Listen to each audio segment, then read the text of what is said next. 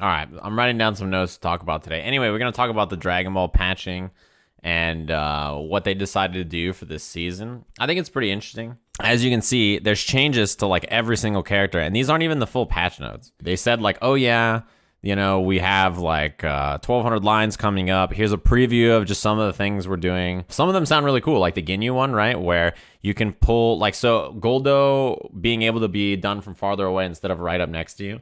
That one's really interesting, right? Or Birder attacking at ground height instead of in the air, which you usually use to cover up tech. Like, that's pretty interesting and big change to Ginyu, probably, right? So some of these sound like they're very, very big. But what's cool is the format for how they've decided to do patching this year, right? And what they've said about the patch is that it's going to be dropping on the 27th, and it's the last patch for the season. So they're like, hey, we did a patch earlier, after the finals and everything, we did all this patching. So this is the patch for the season. Presumably for like this season of the DBFZ World Tour and like all that, right? Like all that info that they're going to announce and like where that's going to be.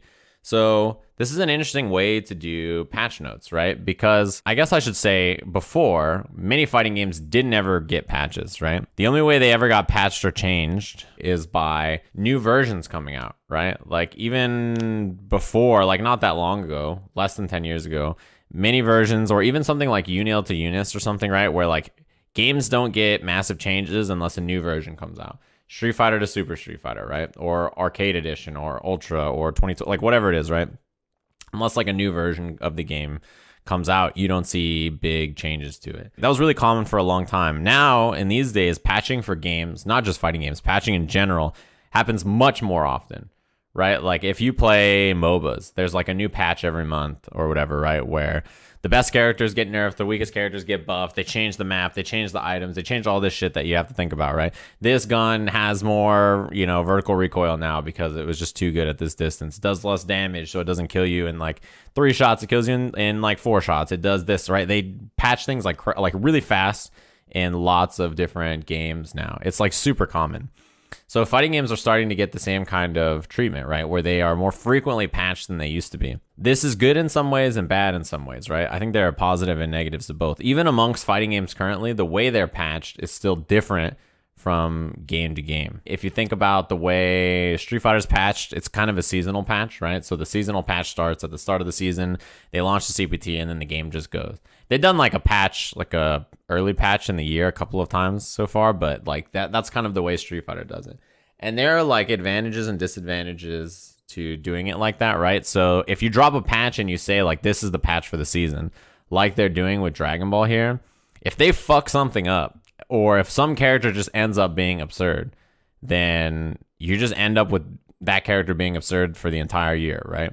Maybe they'll get nerfed after a whole year of being really good, but they're going to end up fucked up, right? If you decide to frequently patch, there are other issues that end up with frequent patching, right? Like when Killer Instinct was out, the game was patched all the time. Every time a new character was dropped, which is like once a month, there was a patch with it. And the patch was pretty big. It was changing lots of things about lots of characters, properties and moves and how things worked and how interactions, whether things are invincible or not, the hitbox on things, how fast they were. Like there was big changes every month at KI. And that's because the developers were very involved with the scene. They were like following the game very closely, constantly making updates. And if anything ended up being like super like jank, it got fixed fast. If something was too weak, it got buffed. And what ended up happening is that the game was constantly different. It was changing each and every month, closer to like what you think of like when you think of like a MOBA or something, or when you think about other modern games. It was like super quick. And what's interesting about both of these methods is that some people really like or really are good at dealing with one kind of patching, and some people really dislike it. If you play NRS games, you've played since like Mortal Kombat 9, you've dealt with both kinds of patching, which NRS in the last game in like Injustice 2, they were more like, let's patch this, let this sit for like this, 3 or 4 or 5 majors, whatever.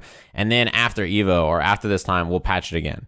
So they kind of sit and wait. They're like, we'll come back to it. We'll see how the balance looks in like 6 months or whatever, right? And then come back and change it. If you played NRS games back in like MKX, they were patching a ton, right? Patching really, really fast all the time. And it takes different kind of players to adjust to those things. So if you're someone like Sonic Fox who picks up new characters really easily, like when a new patch comes out, it's the best day ever, right? Because you can just learn a new character super fast, be the best at that character just instantly, and suddenly like you can just win the next tournament with this brand new character that just got changed a week ago, because he adapts really fast to patches. If you're someone who's like slower to learn and it takes you a while to settle into your strategy and the way you play characters and the way the game works, then constant like buffing and stuff like that or nerfing will affect you harder as a tournament player, right? You might not have success until the patching slows down and it's near like closer to the end of the game where like people have developed everything, and that's where you strive as a player, right? Most of the time when fighting game patches come out, like the notes are unclear, or like they're usually unclear because they're in like Japanese and then translated to English. And sometimes there's not even like an official translation until like a week later or something, like many days later. You get the translation done via like, I don't know, Eltnum Lover 69 like translates the patch notes in his free time into an Evernote, and it's like 40,000 characters long, right? Like you're like, all right, well, here we go. Let me look through the fucking patch notes of this like translated patch notes, and I hope that his Japanese is good enough to understand everything. Like, I don't know. Sometimes patch notes, you can't tell exactly what they meant, even when you're like, okay, well, I can read it. It's in English, but I don't know exactly what that means. Yeah, like adjusted hitboxes and hurtboxes on this move to better align with the visuals of it or something like that. Like the visual of my lovely subscribers, Laser Pew Pew, hitting me with the Twitch Prime. Thanks very much. Like, you know, what is adjusted hitbox and hurtbox to better align with the visuals of the attack mean, right? Like it's hard to tell, right? It's like, oh, the hitbox on this is wider vertically now, or like bigger vertically now because, you know, to hit above his head, the anti-air better. That makes sense. You're like, oh, okay, I get it. But what's cool about our patch notes, or the way our patches are, is that there are some games that still are kind of like the archaic, don't get changes until there's a new version style. And then there's some games that are like the fast patching, get changes all the time. Versus Fate says in chat, in Filament, I'm sorry, IDK about being muted in Twitch chat saves me brain cells anyway. Flex on you. Well, you know what's nice is you're not going to be muted. You just can't type in my chat. I made that so much easier on your brain cells, right? See, that's what balance patches are for, though. In my patch notes, it's like, oh, Versus Fate got a hitbox adjustment on his keyboard so that it no longer can type words into Sajam's chat. That's the Sajam patch notes that you guys just read out loud. See, sometimes when it comes to frequent patching, it's for the better of the game, right? Like right there, that was a good change. They should have made that change even earlier, before the hitbox on his keyboard buttons got as crazy as Glock Lesnar, who hit me with the tier 1 sub. Thanks very much. That's the thing about patch notes. Sometimes you agree with them. Sometimes you're like, Gotenks is fucking stupid. He's a stupid bitch character, and he's hella good, and Ghost Oki is fucked up. Here's the problem with frequent patching, right? The problem with doing frequent reactive patching, now that we get there, is that it is hard for tournament players to keep up with, and it happens super, super fast. So if you're traveling, let's say you're traveling to NCR to play Dragon Ball FighterZ, which many people are. The patch comes out Wednesday, and the tournament is that Friday, Saturday, and Sunday, correct? Maybe it's only Saturday, Sunday, or something. So if you're traveling out from like an international place, you have to leave Wednesday to land Thursday, and, you know, or something like that, right? If you have like a far flight, which means you probably don't get to play that version of the game until you're there in casual or something, and you have to figure out what the fuck changed about your team, your combos, other people's characters. Like, you have to essentially learn on the fly as a tournament player. That's only going to affect you for one event, right? The next events, it's different. But that's the thing, is you spent your money and time on traveling to a tournament that now a different version of the game will be played at, like right after, which is it's very frustrating, right? Like, I can see how if you're a Dragon Ball player and NCR is going to be one of the main tournaments, you know, it's a tournament you really wanted to go to this year. Maybe you're in NorCal or Seattle or something, right? And you're like, man, I really want to check it out. Then that's rough for you as a player, right? Because now you have to adjust on the fly. I've had that happen. There was a time where MKX, I was playing Cassie Cage and Kung Jin. Patch came out on like Monday or Tuesday or something, right before Combo Breaker. It didn't come out like early enough for me to be able to try it before I left. And normally that sounds like okay, right? But Cassie Cage's combos got changed super drastically. like she had a move that was special cancelable that was like really like key to all the combos, right? As our 4-3-4 special cancelable, and it was used in like every B&B. They made that move not special cancelable anymore. I flew to an event, and when I landed, I didn't know my new B&Bs because the move I used in my combos is no longer special cancelable. So instead, in the tournament, I just tried to play Kung Jin because I was like, well, that's my other character, and his combos work like more consistently now, I guess, right? Like they're gonna work, and I don't have to learn brand new combos. So that's the thing about patching, right? Is that something like that can happen. And with how frequent fighting game events are, it's almost impossible to avoid all of them. You can avoid the big ones for your game, right? But, you know, for Dragon Ball, right, NCR is not like a humongous, like, oh, this is such a big event. The big ones for Dragon Ball is probably going to be like Combo Breaker, CEO, Evo, etc., like throughout the rest of the year. Like the same kind of events it was last year. The nice thing about reactive patching, though, we've talked about some of the negatives, is that the game can mold and shape and, you know, change quickly. If things are degenerate or if things are too strong or too weak, they can be fixed or changed quick enough that you can have a game that's like kind of constantly changing. Having the game change all the time is like, you know, if you're traveling to events, it's frustrating. But as a player, it's really fun because you get to constantly mess with new things. You know that every time a patch comes out, you know that phase of like, what the fuck, the patch came out? What's new? And you start messing with stuff in training mode. You learn new things. You have new tools. Like things are like, whoa, what the fuck's going on?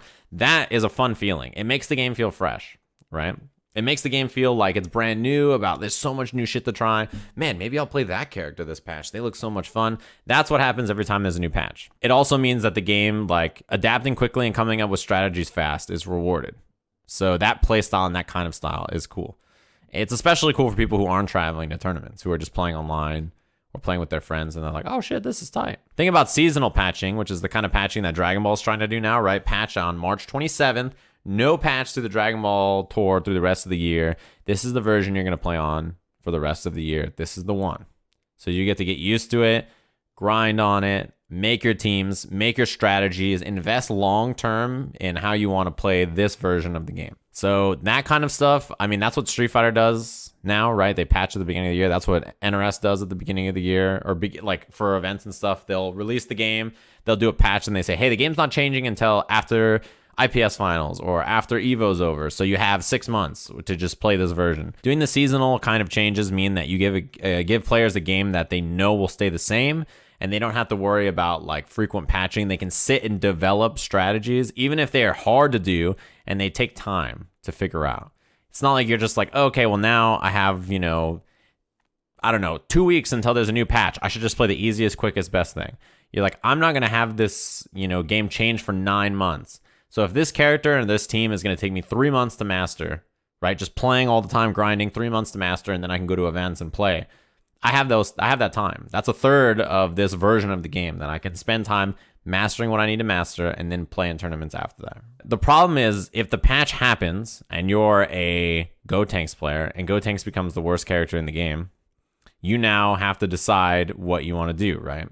Because the game changed like that and it's going to stay like that for 9 months, if you don't like the changes, or if the patch is not a patch you agree with, or you think the patch is bad, or whatever it is, I mean, sucks to suck. You got 9 months to sit there and deal with it, right? Like that, you just have to accept that. Accept that either your character is going to be weaker than they were before, or that you need to switch characters. That's kind of how it is. And what Infilament says in the chat is true. It takes a very mature community to handle patches, whether it's quick or whether it's delayed, seasonal.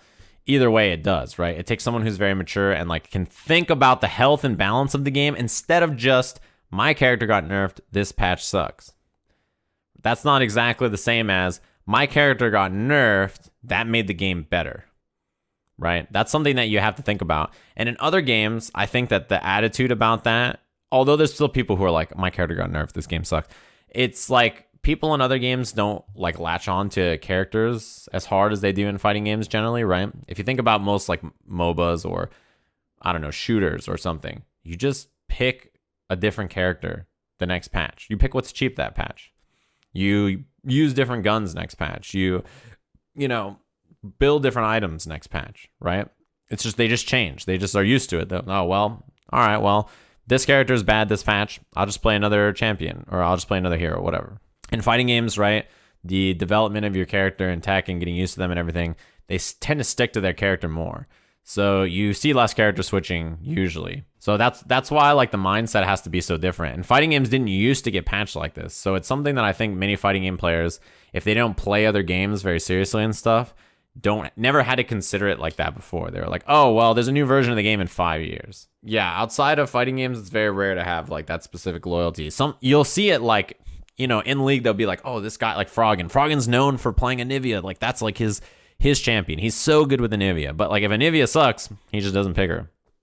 If she's decent or pretty good, he picks her. And that's all it is to it. Even if that's like his like, I'm known for that, I'm such a beast like champion, you're just like, all right, well, not good this version, I guess I won't play him. You got to know how to do that. And players who are multi-game specialists tend to be better at bouncing between characters and stuff, right? Because they're constantly learning new games and new characters and stuff too. So anyway, patching is hard. And people's reaction to patching can make developers feel like they've made the wrong choice, even if they haven't, especially when they're frequently patching. So, it'd be like that.